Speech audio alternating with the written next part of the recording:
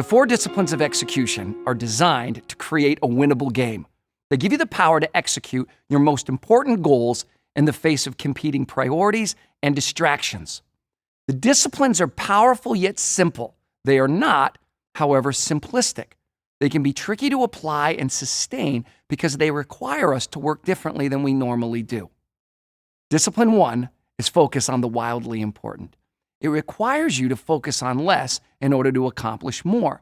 You start by selecting one wildly important goal, or WIG, instead of trying to work on a dozen goals all at once.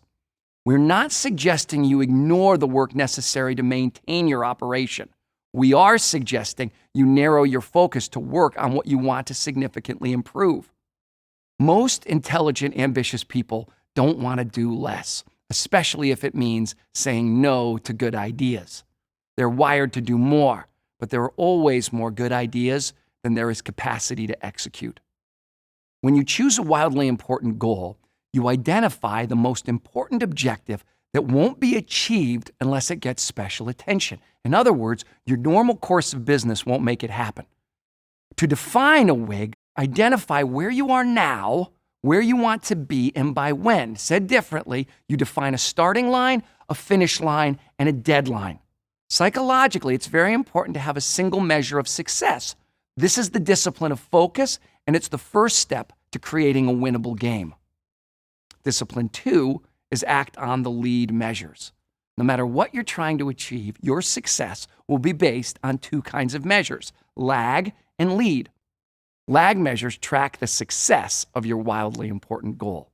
Lags are measures you spend time losing sleep over, right? Revenue, profit, quality, customer satisfaction.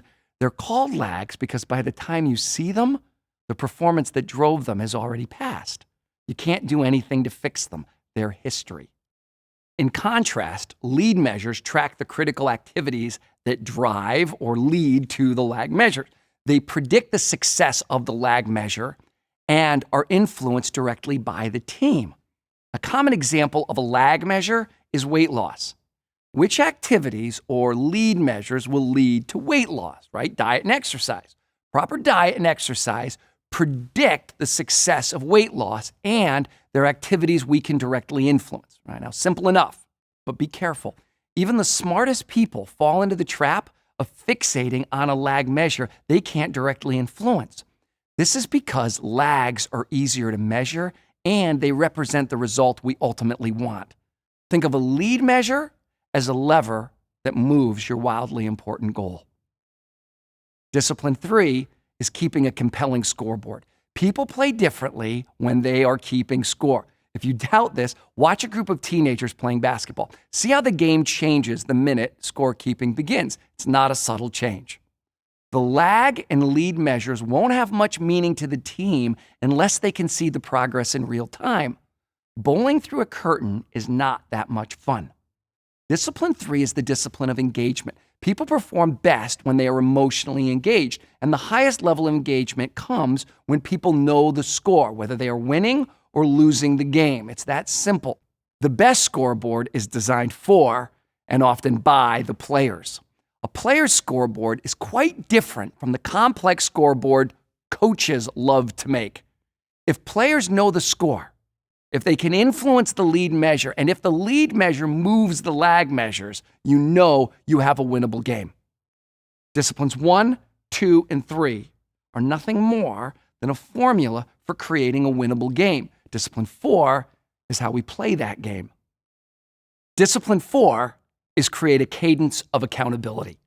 The cadence of accountability is a rhythm of regular and frequent team meetings that focus on the wildly important goal.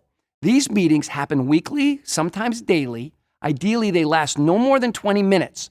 In that brief time, team members hold each other accountable for commitments made to move the score. The secret to Discipline 4, in addition to the weekly cadence, are the commitments that team members create in the meeting. One by one, team members answer a simple question. What are the 1 or 2 most important things I can do this week that will have the biggest impact on the scoreboard? In the meeting, each team member reports first if they met last week's commitments, second, If the commitments move the lead and lag measure on the scoreboard. And finally, which commitments they will make for the upcoming week. People are more likely to commit to their own ideas than to orders from above. And when individuals commit to their fellow team members, not only to the boss, the commitment goes beyond professional job performance to become a personal promise. When the team sees they are having a direct impact on the wildly important goal, they know they are winning. And nothing drives morale and engagement more than winning.